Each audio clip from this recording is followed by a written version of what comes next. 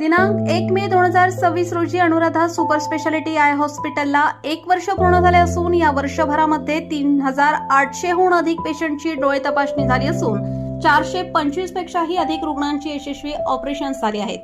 आपल्या सर्वांच्या या उदंड प्रतिसादासाठी सर्व कवठे महाकाळ वासियांचे शतशः आभार। आमच्या इथे डोळ्यांच्या सर्व प्रकारच्या आजारांवर निदान व उपचार येथे केले जातात।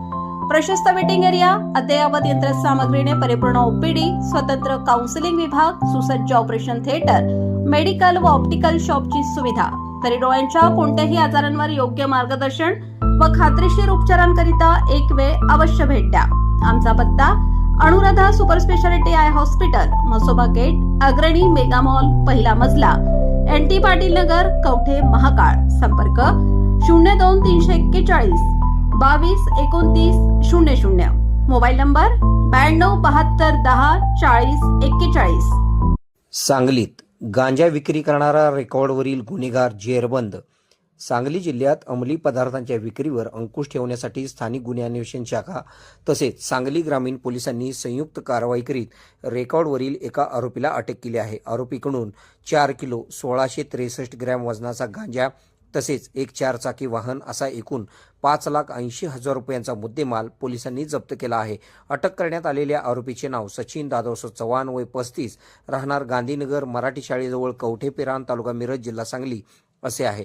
त्याच्या विरोधात यापूर्वीही शरीराविरुद्धचे तसेच NDPS कायद्याअंतर्गत गुन्हे दाखल असल्याची माहिती पोलिसांनी दिली आहे। स्थानिक गुन्हे अन्वेषण शाखेचे पोलीस निरीक्षक संजीव कुमार झाडे यांनी अंमली पदार्थांची तस्करी, विक्री व वितरण करणाऱ्यांवर कारवाई करण्याच्या सूचना दिल्या होत्या। त्यानुसार सहाय्यक पोलीस निरीक्षक प्रशांत निशानदार यांच्या पथकाला गुप्त माहिती मिळाली होती की सचिन चव्हाण हा हुंडाई i20 कारमधून गांजा विक्री करण्यासाठी लक्ष्मी फाटा ते कवठे पेरान मार्गावर येणार आहे।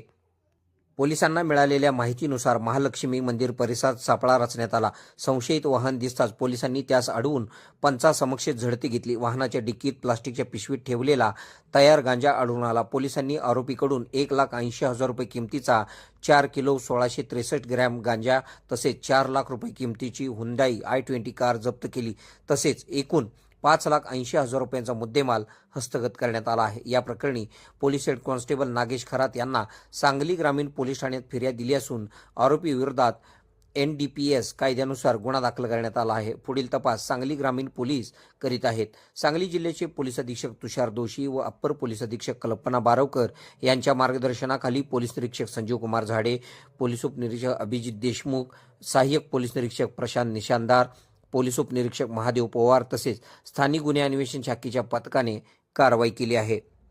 KK मराठी न्यूजसाठी सांगली।